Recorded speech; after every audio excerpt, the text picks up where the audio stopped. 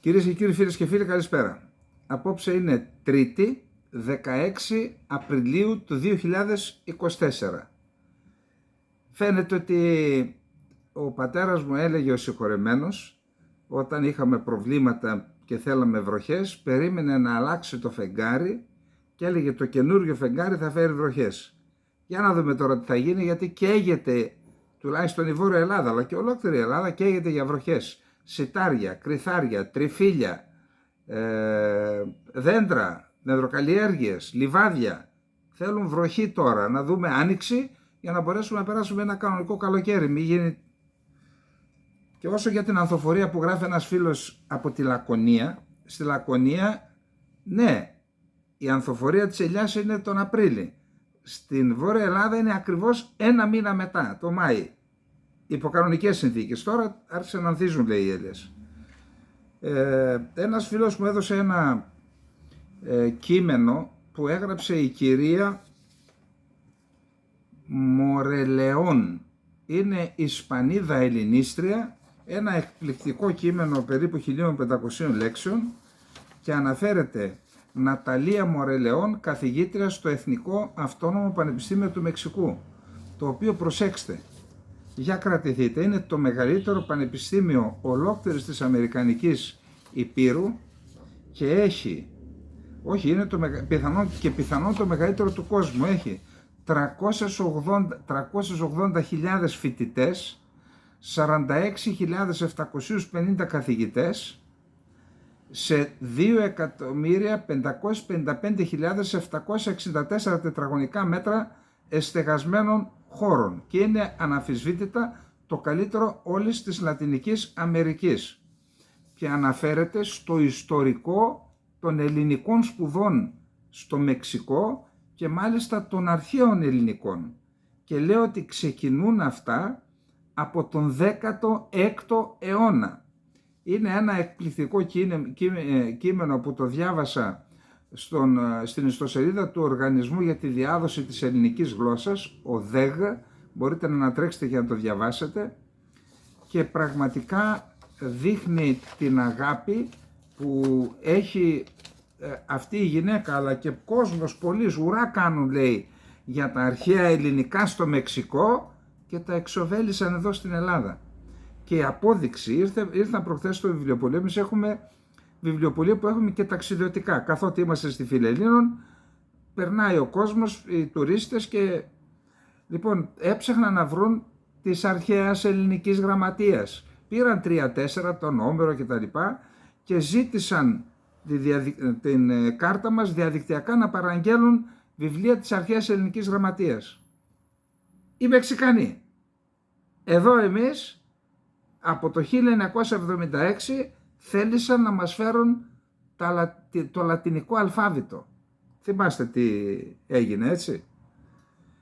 Λοιπόν, σας είπα χθες ότι το συμμετέχω, δηλαδή η εκλογική έκφραση της Επιτροπής για την Εθνική Κυριαρχία και την Κύπρο, το έχουμε αναρτήσει στην ιστοσελίδα μας, Infognomon Πολιτικά, μπορείτε να πάρετε να το διαβάσετε, να διαβάσετε τους λόγους για τους οποίους, επαναλαμβάνω, η Επιτροπή δεν είναι κόμμα. Είναι μια ενέργεια που κάνει τώρα εν ώψη των ευρωεκλογών, γιατί επικράτησε η άποψη ότι πρέπει να δώσουμε το παρόν, να δούμε τη συμπεριφορά του κόσμου, και από ό,τι γίνονται συζητήσεις, αν τελικά εκλεγεί ένας ευρωβουλευτής, αυτός θα μοιράσει στα 4-5 χρόνια που είναι, θα βγουν κάθε χρόνο ενιάυσιος θα είναι ο πρώτος, ο δεύτερος, ο τρίτος, ο τέταρτος, ο πέμπτος, τέλος πάντων, για να αποκλειστεί το ενδεχόμενο ότι να θεωρήσουν κάποιοι ότι πάνε κάποιοι να πάρουν τα λεφτά της Ευρώπης. Για να μην πω τίποτα τώρα, γιατί κάποιος μου έκανε παρατήρηση, μου λέει, δεν θα λες, λέει, ούτε σαπιοκυλιάς, ούτε να βάλεις τον κόλλο τους κάτω, δεν αρμόζει στην φυσιογνωμία του καναλιού. Εντάξει, το δέχομαι, αλλά άνθρωποι είμαστε, ξέρετε, και μερικές φορές δεν αρμόζει μεν, αλλά μερικές φορές πάει σε κάποιες, εν πάση περιπτώσει. Και κάποιοι λέτε ότι κάναμε και λάθη. Παιδιά, δεν είμαστε επαγγελματίες. ξεκινήσαμε από την αγωνία για αυτό που λέει η Επιτροπή Εθνικά Θέματα και Κύπρο, ξεκινήσαμε μια προσπάθεια. Και λάθη γίνονται και ασφαλμένες ενέργειες γίνονται και γίνεται και ένα βήμα μπρος, δυο βήματα πίσω, μπορεί να συμβαίνουν αυτά. Και επειδή ορισμένοι λένε δεν υπάρχει η αντίδραση του κόσμου, εγώ δεν τα πιστεύω αυτά. Ούτε πιστεύω στους αρχηγούς, όχι, δεν πιστεύω στους αρχηγούς. Ο Σταύρος μου λέει, στην Ελβετία δεν υπάρχει πρωθυπουργός. Υπάρχει ο πρώτος υπουργός, ο οποίος ένα χρόνο κρατάει το χαρτοφυλάκιο του, υπάρχει Υπουργικό Συμβούλιο, χωρίς πρωθυπουργό. Και για να εκπροσωπεί τη χώρα στο εξωτερικό, ορίζεται ένας πρώτος υπουργός. Κάθε χρόνο γίνεται εκ περιδρομής. Ενιάυσιος η παρουσία ενός υπουργού, κρατάει το χαρτοφυλάκιό του και κάνει τον πρωθυπουργό, αλλά κάνει τη δουλειά του. Δεν υπάρχει αυτό το πράγμα που υπάρχει εδώ. Άρα δεν πιστεύω, πεποιθήσεως δεν πιστεύω στα αρχηγικά, διότι σου εξαγοράζουν τον αρχηγό, τον εκφοβίζουν και τελειώσαμε. Δεν υπάρχουν τέτοια πράγματα. Εάν γίνει κάτι, θα γίνει επειδή θα το αγκαλιάσουν και θα εκφράσει τους πολίτες. Οι πολίτες λοιπόν είναι η δύναμη αυτού του εγχειρήματος. Και δεν πιστεύω σε ό,τι φουσκώνει γρήγορα, ξεφουσκώνει και γρήγορα. Θα κεντηθεί αυτό μέσα στην ελληνική κοινωνία, βήμα-βήμα, θα τεστάρει ο ένας τον άλλον, σιγά-σιγά την έχουν πατήσει οι Έλληνες, από πολλούς που ξεκίνησαν κάτι. Εδώ λοιπόν ξεκινήσαμε κι εμείς, σιγά-σιγά, βήμα-βήμα, θεωρώ, εάν οι στόχοι μας είναι σωστοί, οι ιδέες μας είναι σωστές, αυτό να προσέχουμε και όχι τα πρόσωπα. Τους αρχηγούς, μην ζητάτε αρχηγούς. Αρχηγός είναι ο κάθε Έλληνας πολίτης, είναι αξίωμα. Θα προχωρήσουμε λοιπόν, όσοι θέλετε, περάσαμε τις 3.000, κάτω από το βίντεο που βλέπετε υπάρχει, έχουμε βάλει σύνδεσμο, πλέον θα βάζουμε σύνδεσμο μόνιμα τώρα, βάζαμε σύνδεσμο την ιστοσελίδα που είναι η διακήρυξη. Και από ό,τι μου λένε τα παιδιά που έχουν αναλάβει, δεν είναι επαγγελματίες είπαμε, θα είναι έτοιμη και η ιστοσελίδα όπου θα αναρτώνται και κύματα και κείμενα τα οποία θα δείχνουν και ποιο είναι το εύρος και το πλαίσιο δράσης και λειτουργίας αυτού του εγχειρήματος. Λοιπόν, ευτυχώς που δεν είμαστε επαγγελματίες. Αυτό έχω να πω. Τελειώσαμε και με το συμμετέχω λοιπόν. Συμμετέχω. Και να πάμε να δούμε ένα βαρύ επαιτειακό. Δεν βγάζουν άχνα τα κανάλια γιατί έχουν ευθύνες. Είναι συνένοχοι εδώ πέρα σε ό,τι συνέβη. Στις 16 Απριλίου του 1964. Πριν πάμε λοιπόν να δούμε τι έγινε στις 16 Απριλίου, να δούμε τι προηγήθηκε. Τον Ιανουάριο του 1923 Ελλάδα και Τουρκία συζήτησαν το ζήτημα της υποχρεωτικής ανταλλαγής των πληθυσμών. Δηλαδή να φύγουν οι Έλληνες από την Ανατολική Θράκη και την Μικρά Ασία, Πόντο, Μικρασία, όλη την Ανατολία, να έρθουν στην Ελλάδα και να φύγουν οι μουσουλμάνοι που κατοικούν στην Ελλάδα να εγκατασταθούν στην Τουρκία. Αυτό λοιπόν ήταν ένα θέμα που αποπειράθηκε να το κάνει ο Βενιζέλος το 1914 σε εθελοντική βάση, που σημαίνει ότι πιθανόν υπήρχε ένα σχέδιο μετά τους Βαλκανικούς πολέμους για δημιουργία εθνικών κρατών. Κρατήστε το αυτό. Εν πάση περιπτώσει. Ιανουάριος λοιπόν του 1923 υπογράφεται η Συμφωνία Διμερής Ελλάδας και Τουρκίας και τότε αποφασίζεται να εξαιρεθούν τις ανταλλαγές των πληθυσμών περίπου 120.000 Έλληνες της Κωνσταντινούπολης και αντιστοίχως αναλόγως 120.000 μουσουλμάνοι της Θράκης. Δυτικής Θράκης. Λέμε Έλληνες, χαρακτηρίζουμε εθνικά τους μεν και θρησκευτικά τους δε, γιατί? Διότι οι της Κωνσταντινούπολης θεωρούνταν Έλληνες, οι της Θράκης ήταν Πομάκοι, Αθήγανοι και Τούρκοι. Και έτσι, για να μην, επειδή η Τουρκία δεν ήθελε να χαρακτηριστούν εθνικά με βάση την εθνική τους καταγωγή, τους ζήτησε αυτοί να είναι μουσουλμάνοι. και έτσι πέρασαν στη συμφωνία αυτή. Η συμφωνία αυτή λοιπόν ενσωματώθηκε στη συνθήκη της Λοζάνης, που υπογράφηκε 5 μήνες μετά, τον Ιούλιο του 1923. Μετά το 1930, σε αυτή τη συνθήκη της Λοζάνης προβλεπόταν, εκτός από τους 120.000 Έλληνες Τούρκους υπηκόους της Οθωμανικής Αυτοκρατορίας μετά το 1923 της Τουρκικής Δημοκρατίας, αποκτούσαν δικαίωμα παραμονής στην Κωνσταντινούπολη και οι εγκατεστημένοι, αν δεν κάνω λάθος, μετά το 1914 ή πριν το 1914.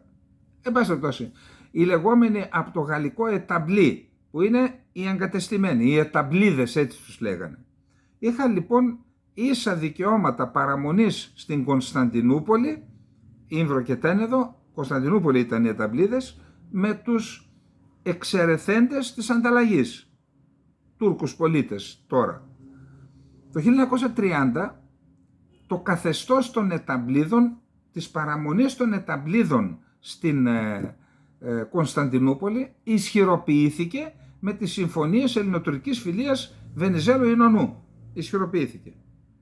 Φτάνουμε λοιπόν σαν σήμερα 16 Απριλίου του 1964, η Τουρκία καταγγέλει μονομερός την συμφωνία του 30 και αντί να αντιδράσει αυτό εδώ το κράτος, το οποίο το υπηρέτησα και το αγαπώ, σας είπα η ιδεολογία εμένα είναι κράτος, ένα καλό ισχυρό κράτος, να προστατεύει τη χώρα καταρχάς, να προστατεύει τους πολίτες, να είναι κοινωνικό κράτος, τους κοινωνικά αδύναμους, να έχει έναν ρυθμιστικό ρόλο στην αγορά για να μην γίνουμε ζούγκλα. Αυτό πιστεύω, να μην είναι κομματικό, να μην είναι εξαρτώμενο κάθε φορά από την οποιαδήποτε κυβέρνηση, να λειτουργεί με βάση νόμους που ψηφίζουν κάθε φορά η Βουλή, αλλά ο θεματοφύλακας της νομιμότητας να είναι οι κρατικοί υπάλληλοι και όχι οι κομματικοί instructors που φέρνουν στα Υπουργεία και τα κάνουν όπως θέλουν για να κονομάνε οι μάγκες και να έχουμε τη διαφθορά να έχει φτάσει στα... Εν πάση περιπτώσει, αυτό το κράτος λοιπόν το 1964, ενώ η Τουρκία κατήγγειλε μονομερώς τη συμφωνία, αντί να αντιδράσει, ξέρετε τι είπε, έδειξε κατανόηση στην Τουρκία. Και τι έγινε, να δούμε τι μας λέει ο Μπασκίν Οράν, ένας δυνατός και ειλικρινής Τούρκος ακαδημαϊκός, αριστερός είναι, τα κείμενά του σε ποσοστό 90-95% είναι σωστά αυτά που λέει. Έχει θάρρος αυτός ο άνθρωπος. Λοιπόν, 16 Μαρτίου 1964 είναι μια μελανή ημερομηνία για τους Έλληνες της Κωνσταντινούπολης. Έχουν περάσει ακριβώς 60 χρόνια από το διωγμό και ο Τούρκος καθηγητής πολιτικών επιστημών Μπασκίν Οράν λέει ανοιχτά πλέον ότι οι απελάσεις του 1964 ήταν μια κατάφορη παραβίαση της συνθήκης της Λοζάνης. Επικαλούμενη τα γεγονότα της Κύπρου ως λόγο, η κυβέρνηση Ινωνού ζήτησε από τους Έλληνες που έφεραν ελληνικά διαβατήρια στην Κωνσταντινούπολη να εγκαταλείψουν τη χώρα το συντομότερο δυνατό, παρόλο που τα παιδιά τους ήταν Τούρκοι πολίτες ή οι γυναίκες τους ή οι άντρες τους αναλόγως. Η τουρκική κυβέρνηση κατήγγειλε μονομερώς τη Συμφωνία Διαμονής Εμπορίου και Ταξιδίου της 30 Οκτωβρίου 1930, την κατήγγειλε σαν σήμερα 16 Μαρτίου 1964, γεγονός που είχε ως αποτέλεσμα 8.600 άνθρωποι να απελαθούν, έχοντας δικαίωμα να έχουν στα χέρια τους, στο πορτοφόλι τους, μόνο 200 τουρκικές λίρες, δηλαδή $22 και μία χειραποσκευή βαλίτσα 20 κιλών, ζυγισμένη. Τίποτα άλλο. Ό,τι περιουσία είχες έμενε πίσω και προσέξτε, δεσμευμένη με μυστικό διάταγμα. Περιμένετε. Με μυστικό διάταγμα κατασχέθηκαν 2.902 ακίνητα. Χρειάστηκε επίσης, όταν έφυγαν αυτοί οι 8.600, έφυγαν και άλλοι 30.000 Έλληνες που ήταν οι συγγενείς τους. Εάν ο άντρας ήταν εταμπλής και η γυναίκα ήταν τουρκής υπήκος και τα παιδιά τους, έφυγε αυτός, έφυγε και η γυναίκα, έφυγαν και 3-4 παιδιά. Και ή το αντίστοιχο, αν ήταν η γυναίκα εταμπλής και ο άντρας Τούρκος υπήκοος, έφευγαν όλοι μαζί. Και μιλάμε για περίπου 40.000 άνθρωποι έφυγαν από την Κωνσταντινούπολη. Για καθίστε και μετρήστε. Σύμφωνα με τον Τούρκο καθηγητή ακαδημαϊκό, πρώτον, το άρθρο 38 της Συνθήκης της Λοζάνης προβλέπει ότι η τουρκική κυβέρνηση αναλαμβάνει να προστατεύσει τις ελευθερίες όλων όσοι κατοικούν στην Τουρκία ανεξαρτήτως εθνικότητος. Το παραβίασε. Δεύτερον, αυτοί οι Έλληνες είχαν κηρυχθεί εταμπλοί στην Κωνσταντινούπολη με βάση το άρθρο 2α της Συμφωνίας Υποχρεωτικής Ανταλλαγής Πληθυσμών της Λοζάνης του Ιανουαρίου του 1923 που σας προανέφερα. Επιπλέον υπάρχει και άλλη μια σημαντική παραβίαση της Λοζάνης. Η παραβίαση της πληθυσμιακής ισορροπίας για την οποία δεν μιλάει κανένας. 120.000 ήταν από εδώ, 120.000 ήταν από εκεί. Έτσι. Και σήμερα έχουμε 120.000 από εδώ στην Ελλάδα και 2.000 από εκεί. Και δεν μιλάει κανένας. Όχι μόνο δεν μιλάει κανένας, είναι αυτό που λέει ο λαός μας. Εκεί που μας χρωστάγανε, μας ζητάνε και το βόδι τώρα. Δηλαδή, είμαστε και κατηγορούμενοι. Γιατί δεν επιτρέπουμε τη λειτουργία της Τουρκικής Ένωσης Ξάνθης που απαγορεύεται με βάση τη συνθήκη της Λοζάνης. Θέλουν και άλλη παραβίαση και θέλουν να τους κάνουν όλους τους Τούρκους, τους εκβιάζουν, εκμεταλλεύονται τις παθογένειες του ελληνικού κράτους για τις οποίες μίλησα. Τα τίναξαν όλα στον αέρα και δεν αντέδρασε αυτό το κράτος και δεν αντιδρά και τώρα. Λοιπόν, όταν έγινε η συμφωνία ανταλλαγής, λέει ο Μπασκίν Οράν, είχαν απομείνει 120.000 στην Κωνσταντινούπολη, 120.000 μουσουλμάνοι στη Θράκη. Ενώ σήμερα στην Κωνσταντινούπολη έχουν μείνει 2.000, ενώ παραμένουν στη Θράκη 120.000. Ούτε στην εισβολή του 1974 στην Κύπρο δεν παρατηρήθηκε αυτή η αφέμαξη του πληθυσμού από ότι το 1964. Εκεί δέχτηκε το τελικό χτύπημα. Οι συνέπειες αυτών των γεγονότων ήταν εμφανείς στην τουρκική κοινωνία.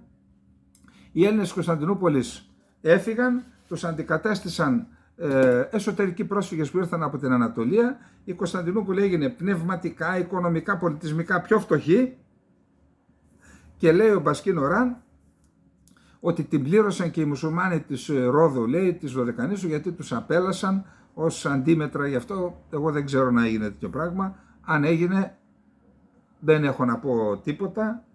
Εγώ είμαι υπέρ της προστασίας των ανθρωπίνων δικαιωμάτων όλων των πολιτών που κατοικούν στην Ελλάδα και ταυτοχρόνως είμαι υπέρ της προστασίας των δικαιωμάτων των Ελλήνων που κατοικούν στο εξωτερικό.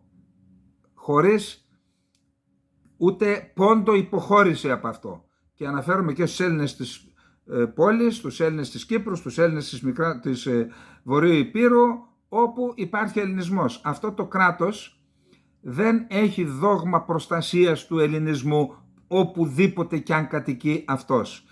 Αυτό το κράτος έχει, το δόγμα του είναι το κράτος να σκοτώσει το έθνος. Αυτό γίνεται από τότε που ιδρύθηκε το κράτος. Η διαδικασία συρρίκνωσης του ελληνισμού, αν γινότανε, το βλέπαμε σε χάρτη αυτά που τα κάνουν τώρα, θα χρησιμοποιήσουμε μια ξένη λέξη, μια ξενική, animation, και βλέπαμε τα ιστορικά γεγονότα, τότε συρρικνώθηκε, τότε συρρίκνωση, θα διαπιστώσουμε, εντάξει γίνονται και αλλαγές γεωπολιτικές, θα διαπιστώσουμε τις περισσότερες φορές έγιναν με λάθος αυτού εδώ του κράτους και των ελληνικών των κυβερνήσεων της Αθήνας. Σε λιγότερο από ένα μήνα ο Έλληνας Πρωθυπουργός θα επισκεφτεί την Τουρκία και θα γίνει η περίφημη συνάντηση που μας προετοίμασε, μας έκανε μασάζ, περνώντας μηνύματα που δεν τα καταλαβαίνουμε, αυτό το τρίγωνο που μας είπε χθες ο κύριος Ροζάκης.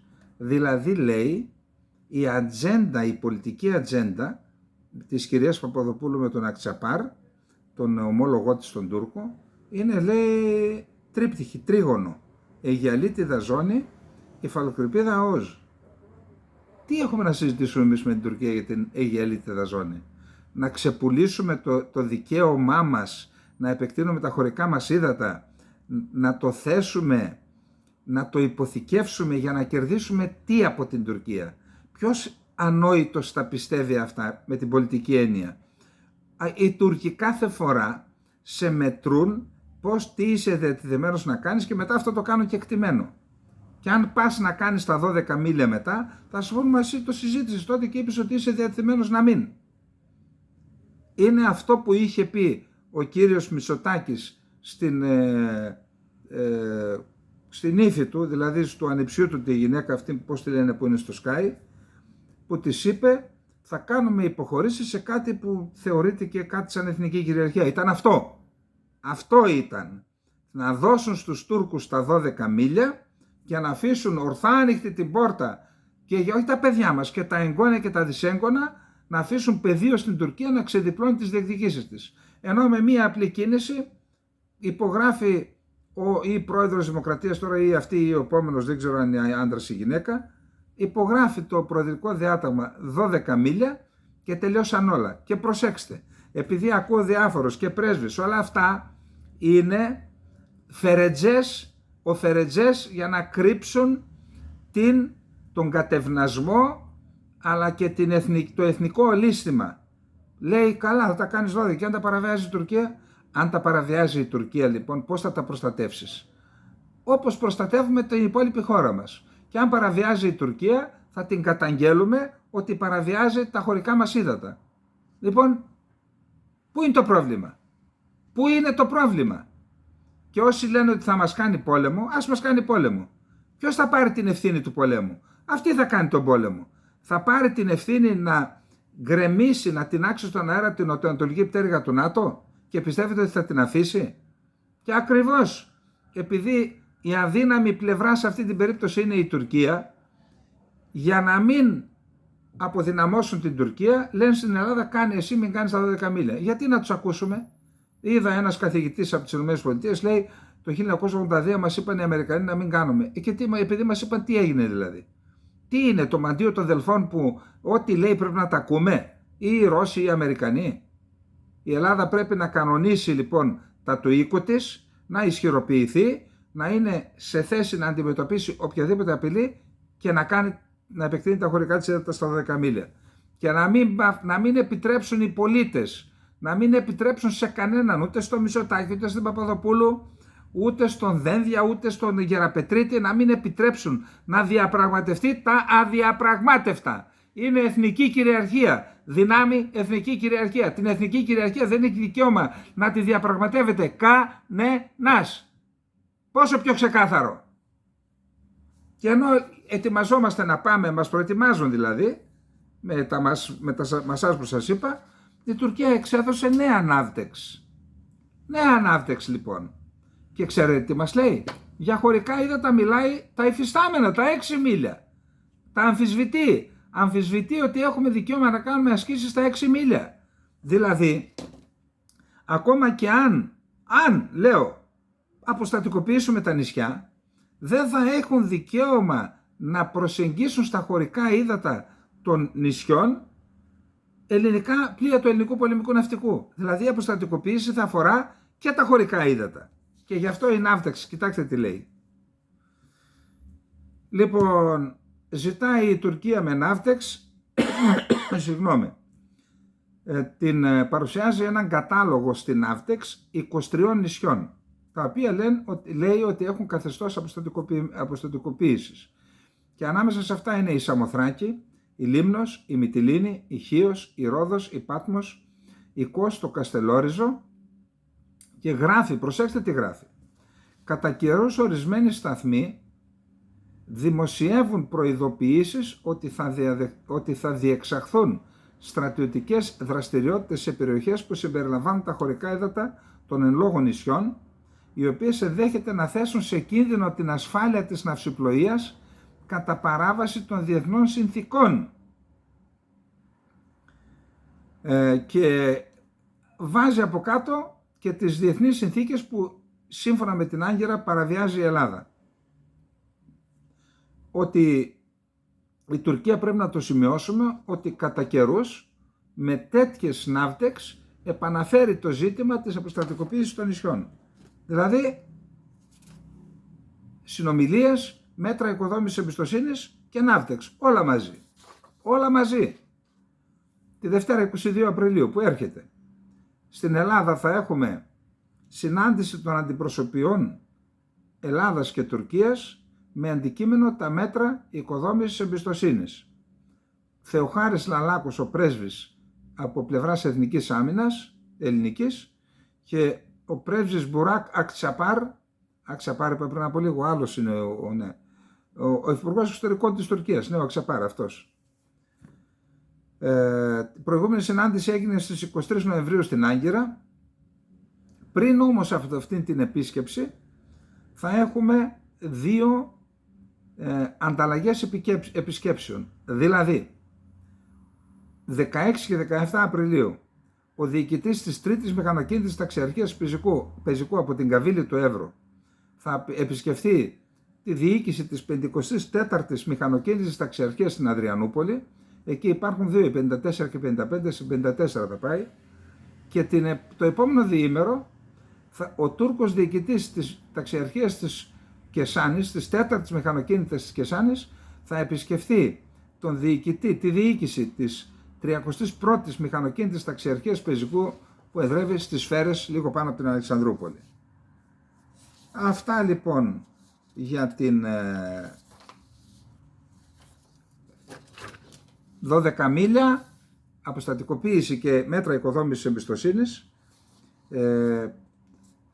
Προσέξτε, εγώ έχω υποχρέωση, επειδή το θέμα Μπελέρη αλλά και οι αδικίες που υφίστανται οι Έλληνες της Βορείου Ηπείρου είναι κομμάτι της ιδεολογίας μου. Εγώ θέλω να το υποστηρίζω, και επειδή κάποιοι λένε εντάξει πήγε σε ένα προδοτικό κόμμα ο Μπελέρης, δεν κρίνουμε τώρα τα κόμματα, κρίνουμε και το συνολικά τη Νέα Δημοκρατία, κρίνουμε την κίνησή της. Η κίνησή της λοιπόν έγινε από ανάγκη, είναι νίκη των πολιτών αυτή, έτσι πρέπει να το εκλάβουμε. Εάν αύριο αντιδράσουμε και υπαναχωρήσουν και βγάλουν τα 12 μίλια από τη συζήτηση, επειδή θα δουν την αντίδραση των πολιτών, δεν θα κάτσετε να μου πείτε είναι προδοτικό κόμμα η Νέα Δημοκρατία, θα μείνουμε σε αυτό, στη νίκη των πολιτών. Εκεί μείνετε και τώρα λοιπόν, στη νίκη των πολιτών, που η διαρροή ψηφοφόρων ή το ενδεχόμενο να πάει ο γιος Μπελέρη στην ελληνική λύση στο Βελόπουλο υποχρέωσε τη Νέα Δημοκρατία να βάλει τον Μπελέρη στο ψηφοδέλτιο. Και θεωρώ ότι καταρχάς πιστεύω ότι θα εκλεγεί, και αν έχετε φίλους που παρόλα αυτά ψηφίζουν Νέα Δημοκρατία, πείστε τους ένα σταυρό μόνο στον Μπελέρη. Έναν, μόνο στον Μπελέρη. Και αυτό θα είναι νίκη των πολιτών. Να φάνε μούτζα οι άλλοι. Αν λοιπόν φυλακισμένος ο Μπελέρης εκλεγεί στο Ευρωκοινοβούλιο, αντιλαμβάνεστε που θα πάει η μαγιά του Ράμα. Τι άλλο να πω, δεν μπορώ να πω τίποτα άλλο. Αρκεί να σας πω ότι παρατηρώ τι γίνεται στη Χεμάρα. Χαίρεται ο κόσμος. Και είδα προς τιμήν του την αντίδραση του Δήμα, του Πύρο Δήμα, ο οποίος μπορεί να του στερήσει ψήφος ο Μπελέρης. Είναι και οι δύο από τη Χιμάρα. Προς τιμήν του ο Πύρος Δήμας είπε μπράβο, χάρηκε. Είδα όμως τις αντιδράσεις των Ελλήνων της Βορείου Ηπείρου. Σε αυτό να μείνουμε λοιπόν. Πάμε να δούμε τώρα τι γίνεται στην Τουρκία. Στην Τουρκία λοιπόν επικρατεί μεγάλος προβληματισμός για το θέμα του Ιράν. Μεγάλος προβληματισμός. Η Τουρκία θεωρεί λοιπόν ότι καταρχάς είναι υποχρεωμένη να τηρήσει μια πολιτική ισορροπιών και πάλι.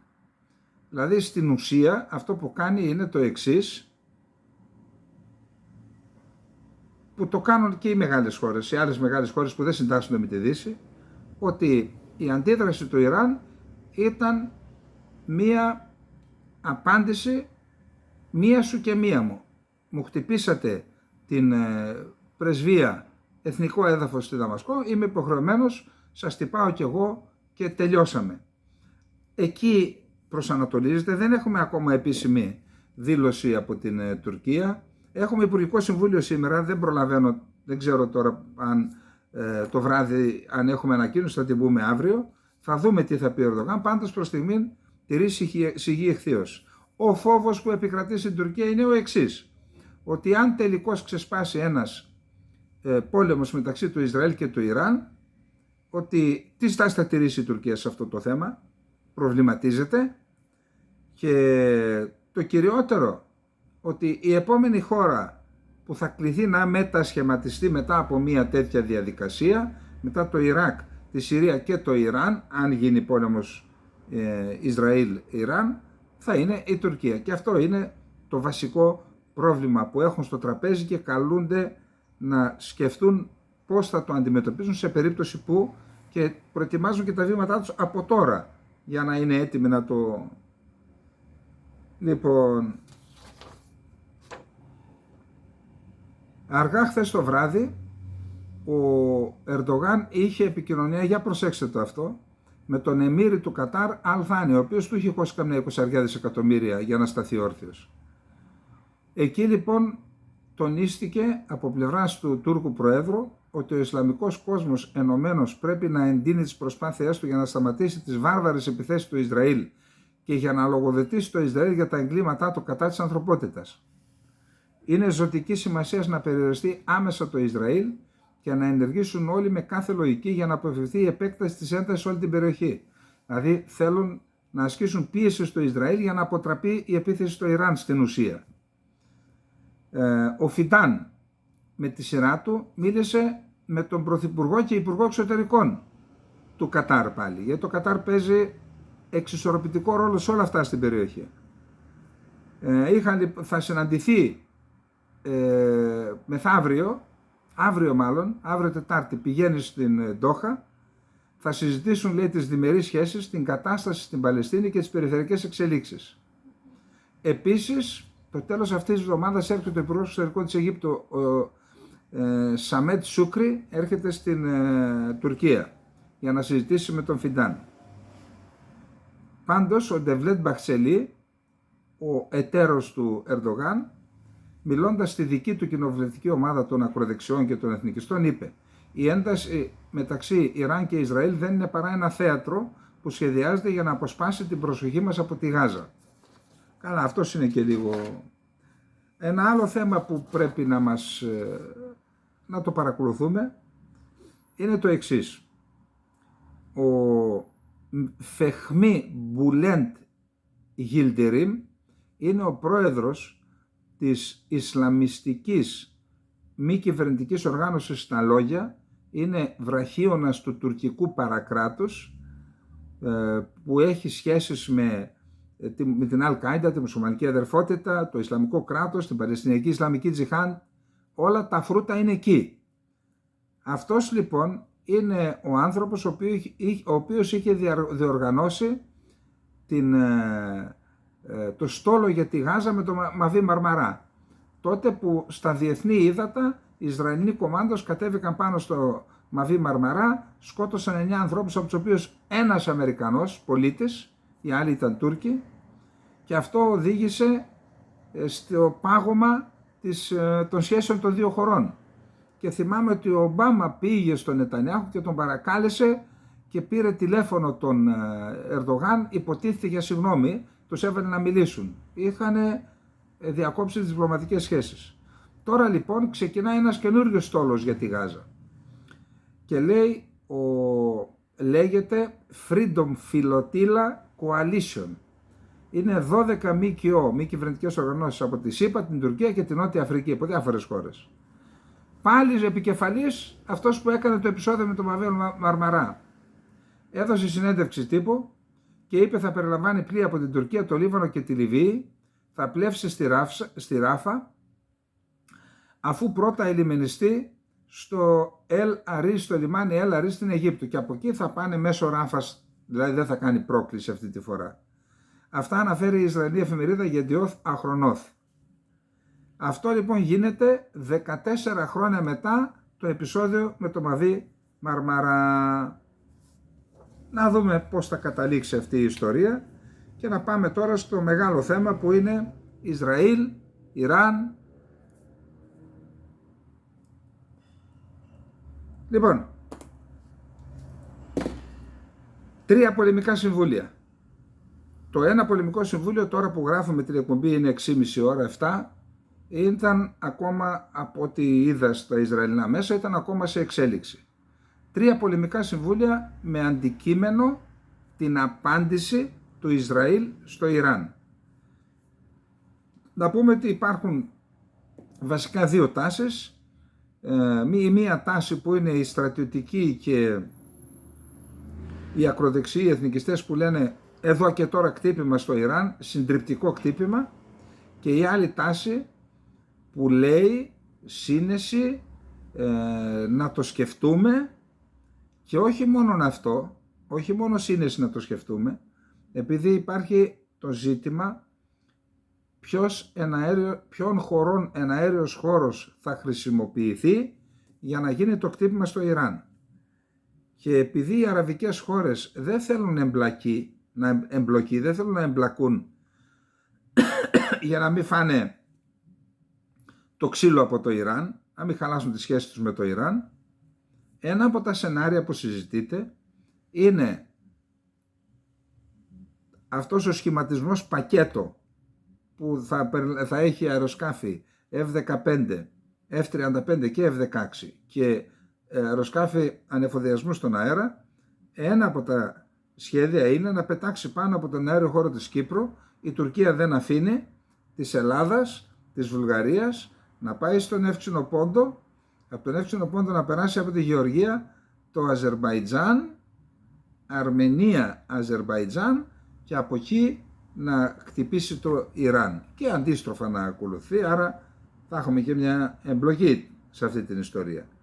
Εν πάση περιπτώσει, αυτά είναι σενάρια, δεν είμαστε σε θέση να γνωρίζουμε αν θα γίνει ή αν δεν θα γίνει ή αν γίνονται διαργασίες εδώ με τους δικούς μας. Πάντως, το τελευταίο που συζητείται, επειδή υπάρχουν σοβαρές ενστάσεις και των ΗΠΑ, Βρετανίας, Γαλλίας, Ιταλίας, του αραβικού κόσμου, που μπορεί να βοήθησαν στην αμυντική επιχείρηση να αντιμετωπίσει το Ισραήλ την πυραυλική επιδρομή του Ιράν, αλλά δεν θα είναι η ίδια η στάση του σε μια επιθετική ενέργεια. Άρα αυτό το τελευταίο που εξετάζει το Ισραήλ είναι να έχει εντοπίσει δηλαδή στόχους όπου κρύβει όπλα, πυρομαχικά, πυράβλους στη Συρία και στον Λίβανο, να κάνει εκεί μεγάλης κλίμακας αεροπορικές επιθέσεις ή πυραυλικές, να χτυπήσει, να δώσει δηλαδή ένα δυνατό χτύπημα στους πληρεξουσίους και έτσι να ικανοποιήσει και την εσωτερική ανάγκη του Ισραήλ ότι έδωσε μια απάντηση στην αεροπορική επίθεση που δέχτηκε. Αυτό είναι το τελευταίο και μάλιστα χρονικά θα δούμε παρακάτω το οριοθετούν για το Σαββατοκύριακο που έρχεται αυτό το χτύπημα. Γιατί ορισμένοι λέγανε από ώρα σε ώρα κτλ. Τώρα υπάρχουν πληροφορίες που λένε για το Σαββατοκύριακο που έρχεται. Να δούμε λοιπόν ορισμένα θέματα. Το πλαίσιο το γενικό είναι αυτό. Να δούμε ορισμένα θέματα, να δούμε πώς αντιδρά. Το έχω μαζέψει από το Ιράν αρκετά. Λοιπόν, επειδή και στο Συμβούλιο Ασφαλείας, καταρχάς στο Συμβούλιο Ασφαλείας που συζητήθηκε το θέμα καταπέτηση του Ισραήλ εκτάκτως, δεν είχαμε ανακοίνωση και ψήφισμα, τίποτα. Και εκεί αρκετά μέλη του Συμβουλίου Ασφαλείας υιοθέτησαν την άποψη του Ιράν ότι η πυραυλική επίθεση του Ιράν έγινε επαμοιβαιότητη. Δηλαδή μου έκανες και σου έκανα, μου έκανες την πρεσβεία και σου κάνω εγώ αυτό που σου έκανα. Για να αποδυναμώσουν αυτό το επιχείρημα του Ιράν ότι χτυπήθηκε η διπλωματική αποστολή, έχουμε μια επικοινωνιακή αντεπίθεση από το Ισραήλ. Αυτοί που σκοτώθηκαν στη Δαμασκό ήταν μέλη της δύναμης Κουτς. Είναι οι ειδικές δυνάμεις των φρουρών της Επανάστασης. Κουτς είναι η Ιερουσαλήμ, έτσι. Πρόκειται για πρόσωπα που εμπλέκονταν σε τρομοκρατικές ενέργειες εναντίον του κράτους του Ισραήλ. Αυτό είπε ο εκπρόσωπος των Ισραηλινών ενόπλων δυνάμεων για να δικαιολογήσει την επίθεση. Αυτοί που σκοτώθηκαν στη Δαμασκό ήταν μέλη της δύναμης Κουτς.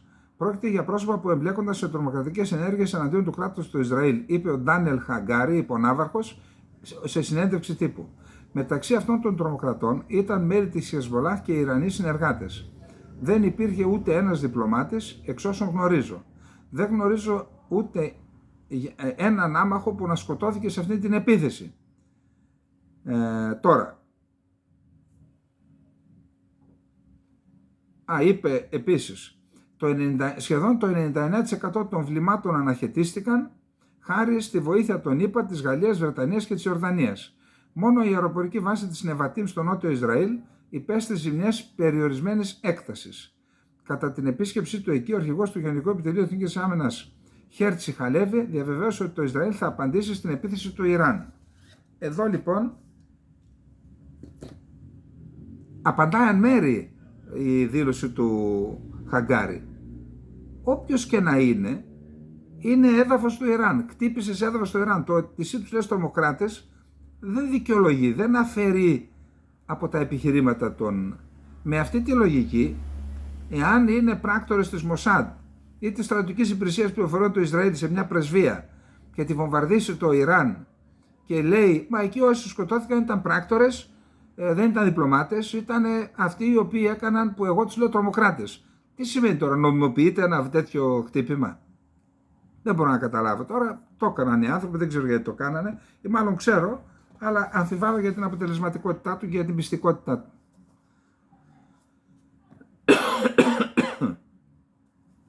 Πάλι ο Ντάνιελ Χαγκάρη. Θα απαντήσει το Ισραήλ τη στιγμή που θα επιλέξουμε. Και δεν λέει για χρόνο και είδος της απάντησης, γιατί συνεχίζεται το πολεμικό συμβούλιο, είπαμε. Οι Αμερικανοί αξιωματούχοι δήλωσαν χθες Δευτέρα ότι κάποια μορφή απάντηση στην επίθεση του Ιράν, η οποία περιλάμβανε περισσότερους από 300 πυράβλους και drones, είναι σχεδόν αναπόφευκτη, αλλά η κυβέρνηση Biden εξακολουθεί να ελπίζει ότι θα είναι περιορισμένη και δεν θα στοχεύει σε ιρανικό έδαφος. Για κρατήστε, τι σας είπα πριν, να χτυπήσουν στη Συρία και στο Λίβανο. Όχι σε ιρανικό έδαφος, γιατί τότε θα δώσουν το δικαίωμα στο Ιράν να απαντήσει. Και μετά μία σου και μία μου, μία σου και μία μου, αυτό είναι πόλεμος. Άρα δείτε γιατί θα επιλέξουν. Είναι η υπόδειξη της Αμερικής. Ο Νετανιάχου, μιλώντας με τον αρχηγό της πλειοψηφίας της Βουλής των Δημοκρατικών, τον Στιβ Σκαλής στις ΗΠΑ, είπε ότι το Ισραήλ θα κάνει ό,τι απαιτείται για να αμυνθεί. Τώρα, ενώ η κυβέρνηση του Ισραήλ εξετάζει τη μορφή των αντιπίνων, ταυτόχρονα βρίσκεται υπό μεγάλη διεθνή πίεση. Πολλοί πιέζουν το Ισραήλ να μην απαντήσει. Ο εκπρόσωπος του Πενταγώνου Πατ Ράιτνερ είπε ότι οποιαδήποτε απάντηση εξαρτάται από το Ισραήλ και πρόσθεσε: δεν θέλουμε να δούμε κλιμάκωση, αλλά προφανώς θα λάβουμε τα απαραίτητα μέτρα για να προστατεύσουμε τις δυνάμεις μας στην περιοχή. Είμαστε σε στενή διαβούλευση με τους Ισραηλινούς, όπως κάναμε όλο το Σαββατοκύριακο, και πάλι δεν επιδιώκουμε ευρύτερη περιφερειακή σύγκρουση. Οι ΗΠΑ εργάζονται επίσης τα τελευταία χρόνια για να ενισχύσουν τους δεσμούς μεταξύ του Ισραήλ και μετριοπαθών αραβικών κρατών σε μια συμμαχία η οποία θα αντιμετωπίσει το Ιράν. Η κεντρική διοίκηση είναι αυτή η οποία σηκώνει το βάρος όλης αυτής της ιστορίας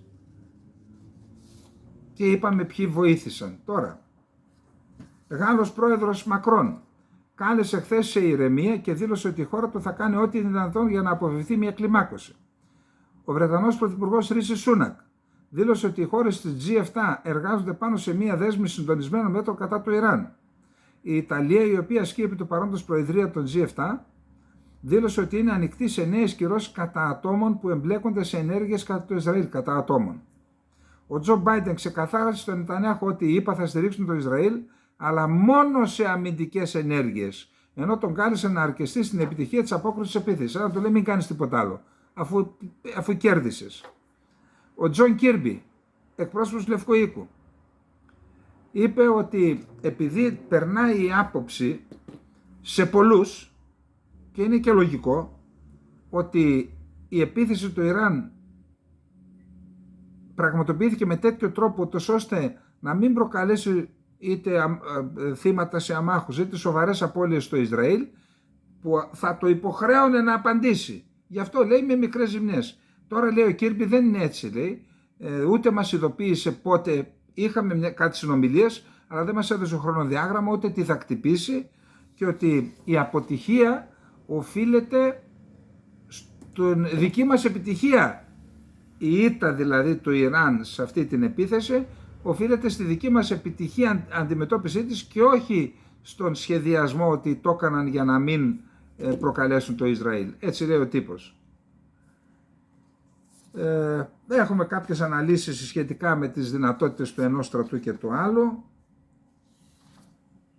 Νετανιάχου, ακούστε τι ακριβώς είπε. Ο πρωθυπουργός Νετανιάχου είπε στους υπουργούς του κόμματός του κατά τη διάρκεια ιδιωτικής συνάντησης σήμερα: το Ισραήλ θα απαντήσει στην επίθεση του Ιράν το Σαββατοκυριακό, αλλά πρέπει να το κάνει με σύνεση και όχι παρορμητικά.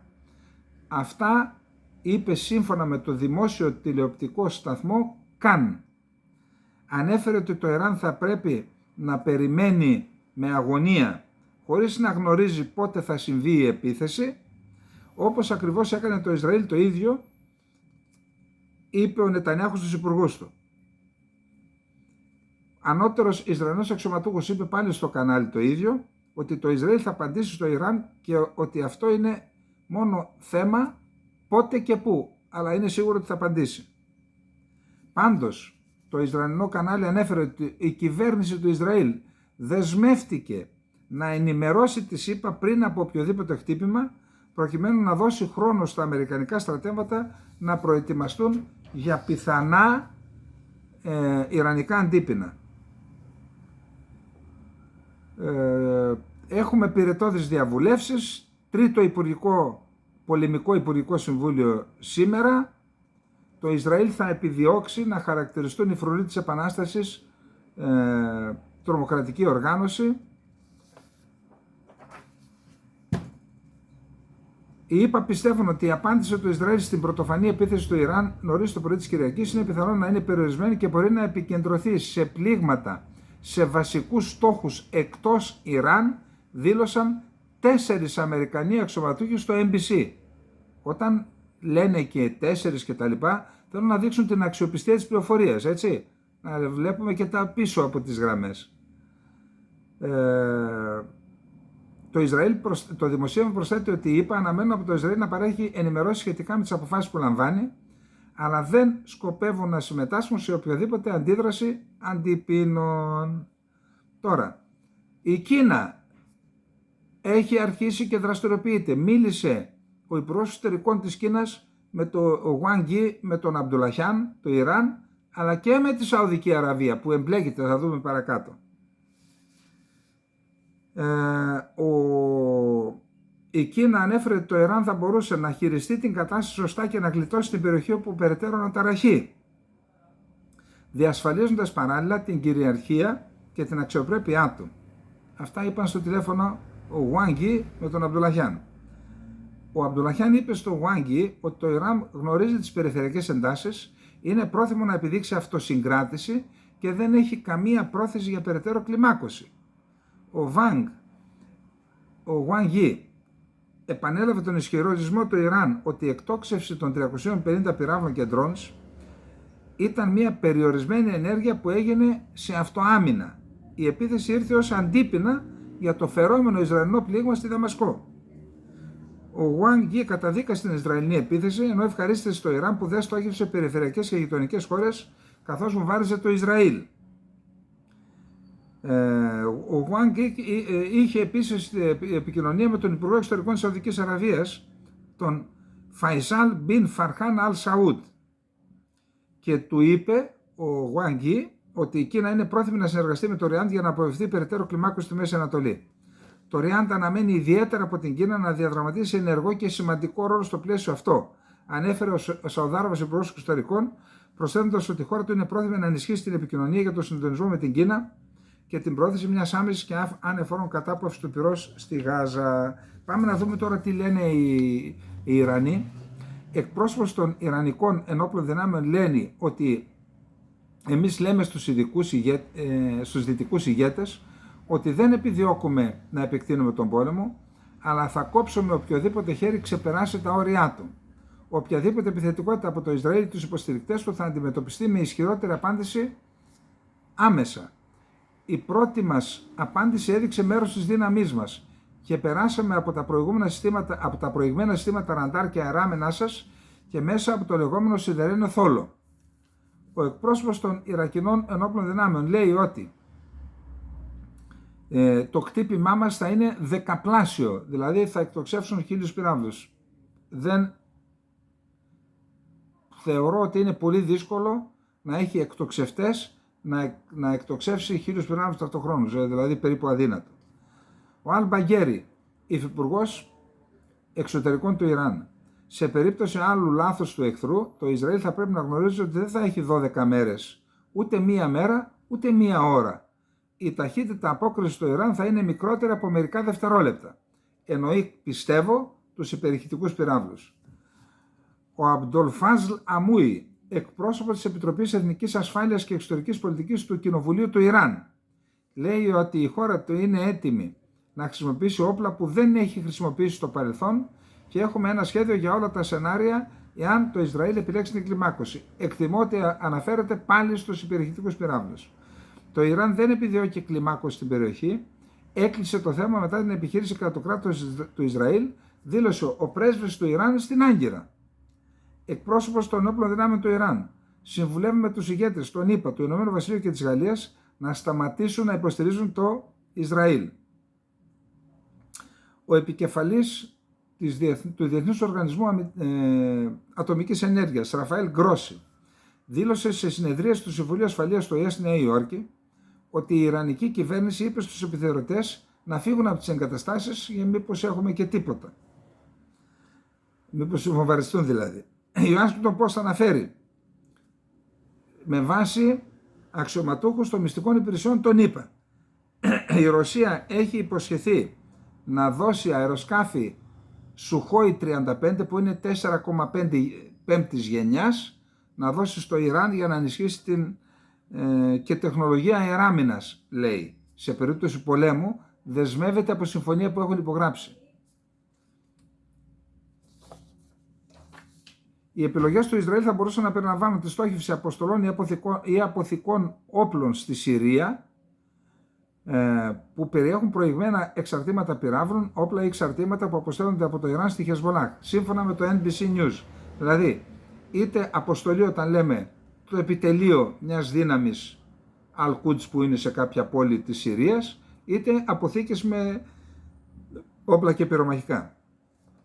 Το Ισραήλ δεν θα σταματήσει συναισθηματικά στην Ιρανική πυραυλική επίθεση. Θα απαντήσουμε στο Ιράν, αλλά πρέπει να ενεργήσουμε με σύνεση και να μην ενεργήσουμε βάσει τα συναισθήματά μας. Πρέπει να είναι με το άγχος, τα είπαμε πριν από λίγο. Τα Ισραηλινά να περιμένουν να φάνε το χτύπημα, αλλά να περιμένουν με άγχος μέχρι πότε θα το φάνε, είπε ο Νετανιάχου. Τα Ισραηλινά μέσα ενημέρωση υποστήριξαν ότι το Ιράν προειδοποίησε σε μήνυμά του ότι σε περίπτωση επίθεσης από το Ισραηλινό καθεστώς θα χρησιμοποιήσουμε ένα όπλο που δεν έχει χρησιμοποιηθεί μέχρι στιγμής, είπαμε υπερηχητικά. Ο επίσημος ιστότοπος της βασιλικής οικογένειας της Σαουδικής Αραβίας αναγνώρισε ότι η Σαουδική Αραβία βοήθησε, συμμετείχε στο συνασπισμό των ΗΠΑ, της Αγγλίας, της Γαλλίας και της Ιορδανίας για να αντιμετωπίσει το Ισραήλ την πυραυλική επίθεση του Ιράν. Ο εκπρόσωπος της πολεμικής αεροπορίας της Ιορδανίας είπε στο NBC: η Ιορδανία επέτρεψε σε Ισραηλινά μαχητικά αεροσκάφη να επιχειρούν στον εναέριο χώρο της για να αναχαιτήσουν ιρανικούς πυράβλους και μη επανδρομένα αεροσκάφη. Ο ραδιοφωνικός σταθμός Δημόσιος, ΚΑΝ του Ισραήλ, επικαλέστηκε υψηλόβαθμος τέλεχος του Υπουργείου Πολέμου του Ισραήλ και έγραψε: η επίθεση του Ιράν είναι μία από τις πιο σκληρές επιθέσεις αεράμινας που έχουν καταγραφεί στον κόσμο. Δεχθήκαμε επίθεση σε υψηλότερο επίπεδο από το αναμενόμενο. Ισραηλινά μέσα μαζικής ενημέρωσης. Η αεροπορική βάση Ναβατίμ, η οποία έγινε στόχος ιρανικών πυράβλων, είναι η σημαντικότερη βάση πολεμικής αεροπορίας του Ισραήλ. Τώρα, ο στρατηγός εν αποστρατεία τον είπα, Φρανκ Μακένζι, που διετέλεσε διοικητής στην κεντρική διοίκηση, που είναι υπεύθυνη και για το Ιράν, τη CENTCOM δηλαδή, ανέλησε την επίθεση που έκανε το Ιράν σε συζήτηση που έγινε στο Εβραϊκό Ινστιτούτο για την Εθνική Ασφάλεια της Αμερικής, μία δεξαμενή σκέψη που έχει έδρα την Ουάσιγκτον. Ο Μακένζι δήλωσε ότι η χρήση από το Ιράν αυτών των 150 πυράβλων μεγάλου βεληνικούς Το Ιράν έχει πάνω από 3.000 πυράβλους διαφόρων τύπων διασκορπισμένους σε όλη την χώρα, όπως είχε δηλώσει την Κυριακή στο Face the Nation του NBC News. Έδειξε ότι τα πυράκατα του Ισραήλ ήταν μια μέγιστη προσπάθεια. Ήταν μια προσπάθεια που εξάντλησε τις δυνατότητες. Δεν μπορεί, λέει, να κάνει παραπάνω. Γι' αυτό είπα και εγώ πριν από λίγο. Εντάξει, έχει 3.000 πυράβλους. Λέει θα κάνουμε 10 πλάσια, θα ρίξουμε 1.000 πυράβλους. Και τι δηλαδή, μετά θα μείνει με 2.000, δώσετε 30% σε μία επίθεση. Δεν ξέρω. Ίσως γίνονται για εντυπώσεις αυτά. Το Ισραήλ διαβεβαίωσε αραβικές χώρες της περιοχής ότι η απάντησή του στην επίθεση στο Ιράν δεν θα τις θέσει σε κίνδυνο. Το σενάριο που σας είπα, θα σας πω γι' αυτό. Επειδή ανησυχούν ότι αν κάνει επιθετική ενέργεια χρησιμοποιώντας τον αέριο χώρο αυτών των χωρών, τότε θα υποστούν τις συνέπειες από το Ιράν. Ακούστε εδώ τι γίνεται.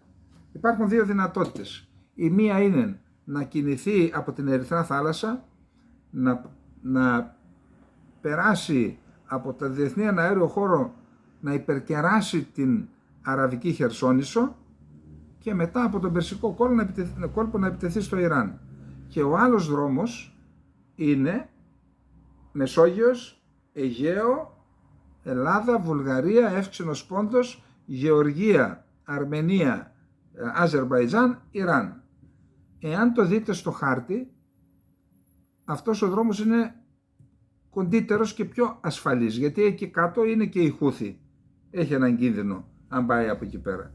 Εν πάση περιπτώσει, δεν ξέρουμε τι θα γίνει και δεν ξέρουμε αν θα γίνει τελικά αυτή η επίθεση, γιατί είδαμε τι είπε ο Biden. Μην βαράτε, λέει, ιρανικό έδαφος. Μπορεί να δούμε να χτυπάνε στη Συρία και στον Λίβανο. Να επαναλάβουμε ότι ο Κίρμπι προσπάθησε να αποστασιοποιηθεί, να πει ότι δεν μας ενημέρωσαν, ενώ Τούρκοι, Ιορδανοί και Ιρακινοί αξιωματούχοι είπαν ότι μας ενημέρωσαν και ενημερώσαμε κι εμείς. Για τους Ιρανούς μιλάμε τώρα. Ενώ ο Κίρμπι είπε δεν μας έδωσαν χρονοδιάγραμμα, ούτε μας είπαν που θα χτυπήσουν. Οι ιρανικές πηγές είπαν στο Reuters την περασμένη εβδομάδα η Τεχεράνη ειδοποίησε την Ουάσιγκτον ότι θα απαντήσει στην επίθεση του Ισραήλ στην πρεσβεία της στη Συρία με τέτοιο τρόπο ώστε να αποφευθεί μεγάλη κλιμάκωση και ότι δεν θα δράσει βιαστικά. Τώρα, αυτά για την Ιράν-Συρία. Να πούμε λίγο για την Γάζα κάποια πράγματα.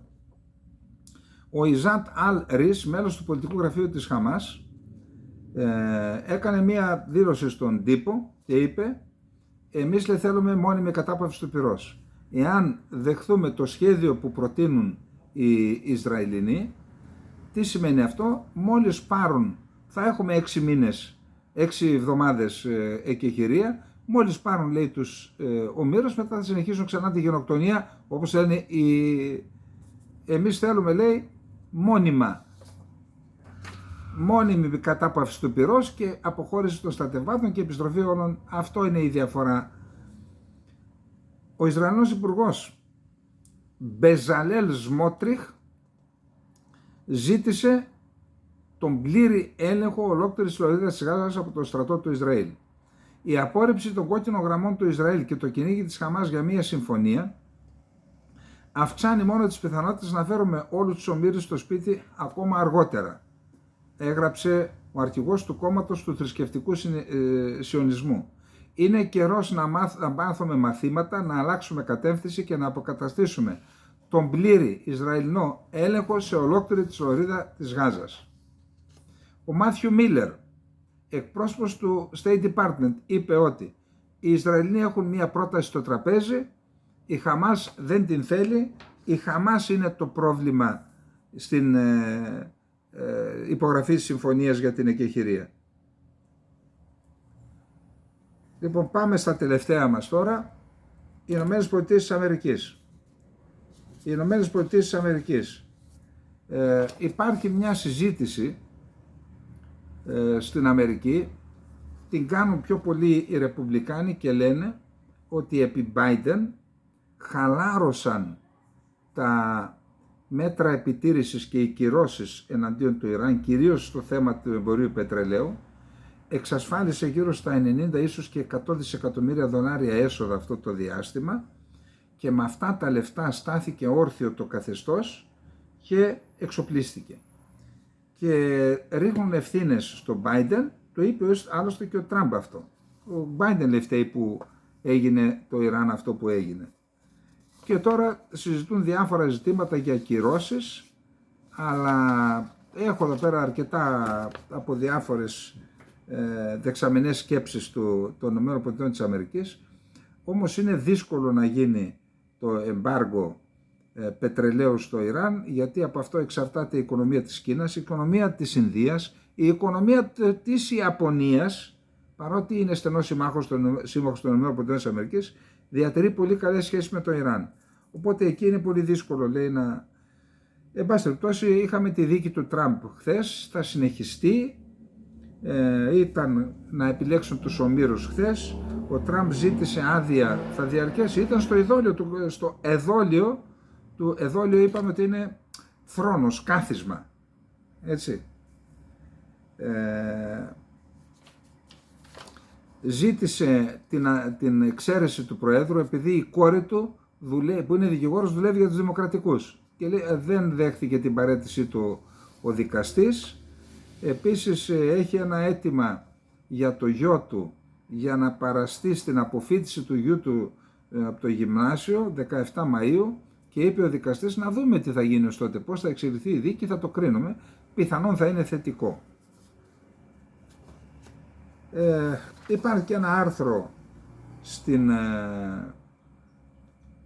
στο National Interest που αναφέρεται στα πλεονεκτήματα των ρωσικών υποβρυχίων Project 877 και λέει ότι είναι εφιάλτης για το πολεμικό ναυτικό των ΗΠΑ, δεν είναι πυρηνικό, αλλά έχει τη δυνατότητα να μένει 2 εβδομάδες κάτω από το νερό και να εκτοξεύει πυράβλους κρούζ. Τα υποβρύχια είναι ένα πρόβλημα πάντως για τις ΗΠΑ, για την ασφάλεια των ΗΠΑ. Υπάρχει μεγάλος προβληματισμός στις ΗΠΑ για το δάνειο.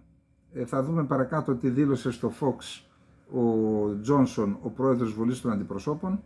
Συζητούν σε ένα νομοσχέδιο που λέγεται ΡΕΠΟ και αυτό λέει ότι θα δώσουμε τα 60 δισεκατομμύρια δολάρια στην Ουκρανία, αλλά θα τα δώσουμε, ο Τραμπ λέει, τους κάνουμε δάνειο, μόνο με δάνειο, έτσι λεφτά δεν δίνουμε. Και πάνε να βρουν μια λύση τώρα από τα παγωμένα περιουσιακά στοιχεία της Ρωσίας. Εδώ έχουμε ένα άρθρο στους New York Times του Christopher Caldwell, ο οποίος λέει δεν είναι καλή ιδέα αυτή. Γιατί εάν τελικώς τα περιουσιακά στοιχεία της Ρωσίας που είναι σε δολάριο και ευρώ τα πάρουμε, που θα θεωρηθεί από τις χώρες άλλες ότι είναι μια κλοπή και θα χάσει την αξιοπιστία του το δολάριο. Να σας πω τι λέει ακριβώς, μισό λεπτό. Λέει, η κατάσχεση περιουσιακών στοιχείων της Ρωσίας θα εγείρει κινδύνους για την οικονομία των ΗΠΑ, καθώς και άλλες χώρες πέραν της Ρωσίας θα εκλάμβαναν μια τέτοια κίνηση ως κλοπή. Κάτι τέτοιο θα μπορούσε να αποδυναμώσει το στάτους του δολαρίου ως βασικό αποθεματικό νόμισμα. Το δολάριο είναι ίσως το πολυτιμότερο στρατηγικής σημασίας περιουσιακό στοιχείο που διαθέτουν οι Ηνωμένες Πολιτείες. Μέσω αυτού ασκούμε σε ένα βαθμό έλεγχο επί της παγκόσμιας οικονομίας, καθώς ο υπόλοιπος κόσμος για εμπορικούς λόγους διεκπεραιώνει τις συναλλαγές του με το νόμισμά μας. Αυτό έχει ως αποτέλεσμα φθηνότερο κόστος συναλλαγών για εμάς και μικρότερα οικονομικά βάρη. Μας δίνει το περιθώριο να αυξάνουμε το χρέος μας στα 34 δισεκατομμύρια δολάρια επί του παρόντος, δυνατότητα που στερούνται άλλες χώρες. Τώρα, πολύ γρήγορα, ο Biden προειδοποίησε τον Ισραηλινό Πρωθυπουργό Νετανιάχου να μην εξαπολύσει νέα πλήγματα στο Ιράν και κατέστησε σαφές ότι ο Ουάσιγκτον δεν θα συμμετάσχει σε επιθετικές ενέργειες. Μετέδωσε το NBC, επικαλούμενοι πηγές στο Λευκό Οίκο. Επιπλέον ο Biden φέρεται να είπε ιδιωτικά ότι φοβάται την προσπάθεια του Νετανιάχου, ότι ο Νετανιάχου προσπαθεί να παρασύρει τις ΗΠΑ σε έναν πόλεμο. Όλοι το καταλάβουμε αυτό. Ο Τζέικ Σάλιβαν είχε προγραμματίσει να πάει στην Ινδία και ακύρωσε πιθανόν εν αναμονή της απάντησης του Ισραήλ. Πήρε φωτιά το μεγαλύτερο εργοστάσιο παραγωγής των πιο σημαντικών οβίδων 155 χιλιοστών για την Ουκρανία, στις ΗΠΑ, στην Πενσιλβάνια, στο Σκράντον της Πενσιλβάνια. Αυτό θα προσθέσει ένα ακόμα πρόβλημα στην προμήθεια με βλήματα 155 χιλιοστών της Ουκρανίας. Ο εκπρόσωπος του Πενταγώνου Τζον Κίρμπι δήλωσε ότι η Αμερική δεν θα βοηθήσει την Ουκρανία να καταρρύψει εναέριους στόχους με τον ίδιο τρόπο που έκανε με το Ισραήλ. Γιατί εκεί έχουμε τώρα χαμός γίνεται στην Ουκρανία. Να περάσουμε στο τελευταίο μας θέμα. Έχουμε ο γερουσιαστής Vance, ήταν πολύ σκληρός, είπε στο CNN: καμία οικονομική και στρατιωτική υποστήριξη των ΗΠΑ δεν μπορεί πλέον να βοηθήσει την Ουκρανία. Ο Αμερικανός γερουσιαστής πίστηκε ότι ο Ουάσιγκτον πρέπει να αποδεχθεί την πραγματικότητα και να τερματίσει τη στρατιωτική υποστήριξη στο Κίεβο. Δήλωσε στο CNN ότι καμία οικονομική και στρατιωτική βοήθεια από τις ΗΠΑ δεν μπορεί να αλλάξει την κατάσταση υπέρ των ενόπλων δυνάμεων της Ουκρανίας. Ας πάρουμε για παράδειγμα ένα από τα οπλικά συστήματα, βλήματα πυροβολικού 155 χιλιοστών που πήρε φωτιά το εργοστάσιο. Αυτή τη στιγμή οι Ρώσοι έχουν πλεονέκτημα 5-1 έναντι των Ουκρανών. Η Ουάσιγκτον θα πρέπει να αποδεχθεί την πραγματικότητα στη ζώνη μάχης στην Ουκρανία και να σταματήσει τη στρατιωτική υποστήριξη.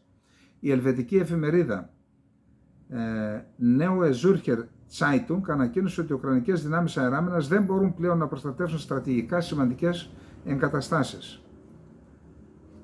Ο Τραμπ επισκέφτηκε στο σπίτι του στο Μάρα Λάγκο στη Φλόριντα ο πρόεδρος της Βουλής των Αντιπροσώπων και του είπε ο Τραμπ όχι δωρεά, δάνειο, και λέει: είχα ένα υπέροχο ταξίδι ο Τζόνσον την Παρασκευή, καταλήξαμε σε 100% συμφωνία για σημαντικά θέματα. Αν μιλάμε για βοήθεια προς την Ουκρανία, πρότεινε την ιδέα δανείου ο Τραμπ, το οποίο κατά τη γνώμη μπορεί να βρει υποστήριξη. Και υπάρχουν και άλλες ιδέες όπως ο νόμος Ρέπο που σας είπα, για να πάρουν τα παγωμένα. Ο Ζελένσκι: η Ουκρανία δεν θα είχε καμία πιθανότητα να κερδίσει τον πόλεμο χωρίς τη βοήθεια των ΗΠΑ. Σήμερα το πυροβολικό στο μέτωπο είναι 1/10, η αεροπορία 1/30. Με τέτοιες στατιστικές, η Ρωσική Ομοσπονδία θα μας μπρόχνει πίσω κάθε μέρα. Η Ουκρανία έχει ξεμείνει εντελώς από πυράβλους για την προστασία του θερμοηλεκτρικού σταθμού λόγω έλλειψης βοήθειας από τους συμμάχους της. Δεν είχαμε πυράβλους, έτσι η Ρωσική Ομοσπονδία κατάφερε να καταστρέψει. Η Ουκρανία παλεύει στον Ντομπάς, είπε ο Ζελένσκι. Ο πρόεδρος κατηγόρησε την επιδείνωση της κατάστασης στην έλλειψη στρατηγικής βοήθειας από τη Δύση. Ο Σόλτς βρίσκεται στην Κίνα και ζητάει από τον Σι Τζίνπινγκ να μην βοηθάει τη Ρωσία.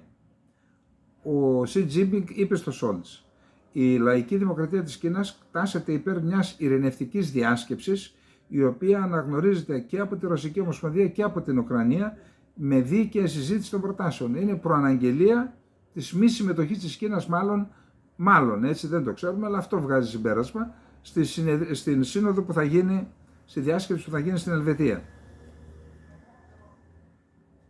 Ένα μαχητικό αποβατικό πλοίο του ρωσικού στόλου του Ειρηνικού παρέδωσε στρατιωτικό εξοπλισμό στο λιβικό λιμάνι το Μπρουκ για τον Χαφτάρ.